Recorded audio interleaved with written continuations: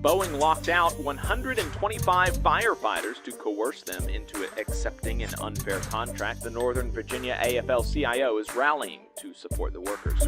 Which side are you on? Which side are you on? We're going to go ahead and get right to last week in Southern labor. I know that everybody wants to hear our thoughts on the Mercedes election, but the programming is important. We have to stick to form. So we're going to talk about what happened last week in Southern labor, and then on the other side of the break, we'll break down what happened at Mercedes in Tuscaloosa. So here's what workers in the U.S. South and the American colonies were up to from May the 10th to May 17th. In new union campaigns, workers likely pushed by their employer filed a petition to decertify Unite Here Local 25 as the union representing 69 workers at Sofitel Washington, D.C. Lafayette Square, a hotel in Washington, D.C. 80 workers at Castle Energy Group in Meridian, Mississippi filed a petition to hold a union election with the United Association of Plumbers, Pipe Fitters, and Steam Fitters, UA Local 798. 20 workers at Rural Metro Fire Department in Chattanooga, Tennessee filed a petition to hold a union election with the International Association of Firefighters, IAFF. 6 security guards at Kerberos International in Arlington, Virginia filed a petition to hold a union election with the Security, Police, and Fire Professionals of America, SPFPA, although they are already represented by Union Rights for Security Officers, URSO. 250 workers at Cargill Cook in Fort Worth, Texas, filed a petition to hold a union election with the United Food and Commercial Workers, UFCW, Local 540. 5 workers at Glades Electric Cooperative in Moore Haven, Florida, filed a petition to hold a union election with the International Brotherhood of Electrical Workers, IBEW, Local 1933. 10 security guards at Allied Universal in Washington, D.C. filed a petition to hold a union election with the United Government Security Officers of America, UGSOA, Local 259. 10 workers at Florida Public Utilities Company in Winter Haven, Florida, filed a petition to hold a union election with an unnamed union, probably a data error on the NLRB site. 18 workers at Starbucks in River Ridge, Louisiana, filed a petition to hold a union election with Starbucks Workers United. 122 workers at Corning Distribution Center in Tarboro, North Carolina, filed a petition to hold a union election with the United Steelworkers, USW.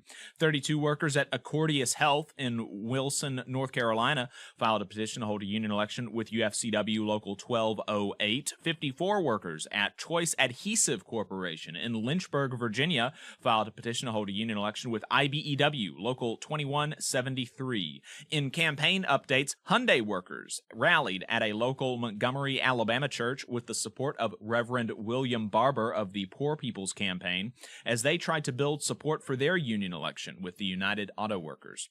In election results, 5,075 workers at Mercedes in Vance, Alabama voted 2,045 to 2,642 against unionization with the UAW after a last-minute blitz by third-party union busters and the new CEO, who one worker estimated personally talked to 4,000 workers.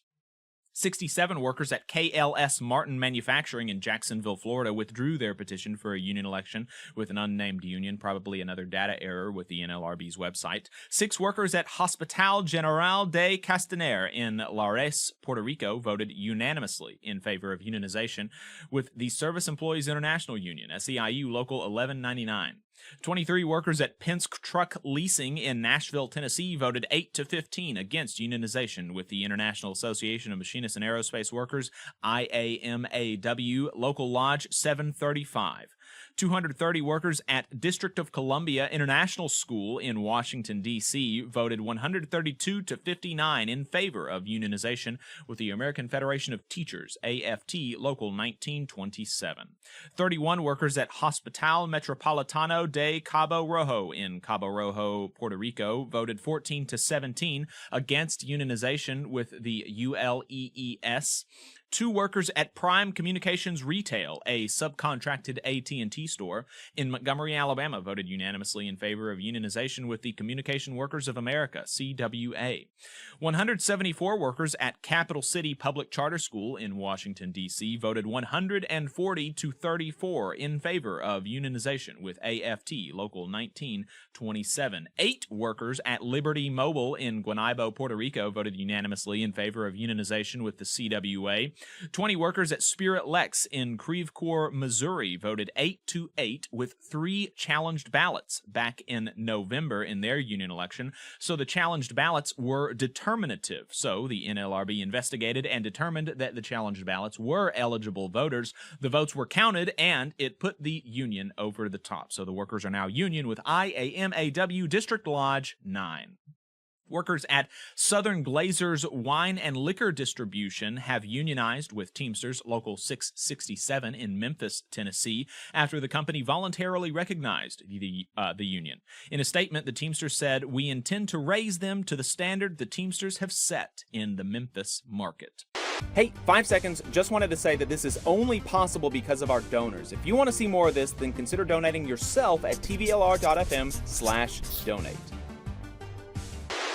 In settlements, grievances, and unfair labor practices, even though the UAW lost the election at Mercedes in Vance, Alabama, their charges against the company in Germany still stand. And if the company is found to have broken the German law demanding that they remain neutral in union elections in other countries, they will be fined at 2% of their global revenue.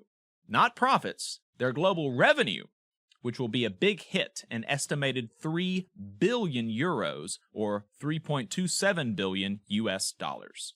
In strikes and bargaining updates, the American Federation of Government Employees, AFGE, signed an agreement with the TSA that the union is calling historic, with the union securing increased uniform allowances, a streamlined grievance and arbitration process, and an increased say for workers. Still on strike, 3 months later, Teamsters spoke out against the company's refusal to bargain at Molson Coors' annual shareholder meeting. Since the Teamsters have been on strike, Molson Coors CEO Gavin D. Hattersley has made $2.9 million. Since the last contract, the Coors family have earned over $100 million in dividends. Meanwhile, the company continues to insult its workers with an offer of 99 cents an hour. CWA members at New Flyer in Anniston, Alabama, ratified a new contract by 99%, with pay increases between 15% and 38% through the end of the contract in 2026. Restrictions on forced overtime, expanded vacation and paid time off, improved parental leave, the addition of Juneteenth as a holiday, guaranteed cost of living adjustments, and enhanced retirement benefits. This comes after the company voluntarily recognized the union in January. In a new analysis of data from the Occupational Safety and Health Administration by the AFL-CIO's Strategic Organizing Center, it was revealed that Amazon continues to fail to keep its employees safe. Specifically, Amazon promised to cut injury rates by 50% by 2025. So far, they have only cut injury rates by 2%. The company reports a serious injury every 14 minutes in 2023 and was responsible for over 50% of all serious injuries in warehouses in the entire country. Further, these are likely undercounts, as OSHA reports that Amazon's company doctors send injured workers back to the floor without reporting injuries. Bad news continued for Amazon, with the University of Chicago releasing a new study finding that over the last 3 months, 53% of Amazon workers experienced food insecurity. 48% of Amazon workers experienced housing insecurity, and 56% of Amazon workers haven't been able to pay all of their bills. Boeing locked out 125 firefighters to coerce them into accepting an unfair contract. The Northern Virginia AFL-CIO is rallying to support the workers. AFGE is condemning the proposed 2% pay increase for federal employees in President Biden's recently released budget, while applauding other parts of the budget, like proposed increases for the budget of the Social Security Administration, the VA, the USDA, and more. In politics and legislation, the Federal Energy Regulatory Commission released a new rule last week aimed at encouraging more large-scale transmission projects amid a slump of new construction of these projects by utility companies, even as new manufacturing and data centers, which are extremely energy-hungry beasts, are being stood up all over the country. Even as Shelby County, Alabama residents face the cost of extreme increases to the cost of housing, median home prices shot up from $272,000 at the start of 2017 to almost $400,000 in February, and median rent is over $1,300 a month versus $913 a month for the state. Brian Lyman at the Alabama Reflector pointed out that their legislators spent their legislative session focused on policing libraries and high school sports. In Shiloh, Alabama, the construction of a highway caused severe flooding on residents' property. Construction continued and completed despite residents voicing concerns during the process, and rather than fix the issue, the state gave these residents small settlements and attached a restriction on the deed of the property, stating that owners could never take legal action against the state over the issue, including future owners. The residents claimed they were not made aware that this restriction was being placed on their deeds. Alabama politicians think we are too stupid to rank things, so they banned ranked choice voting. More than 80 organizations sent a letter to Governor Ivey urging immediate action to close Alabama's health care coverage gap, and the Supreme Court upheld the Consumer Financial Protection Bureau's funding structure, 7-2.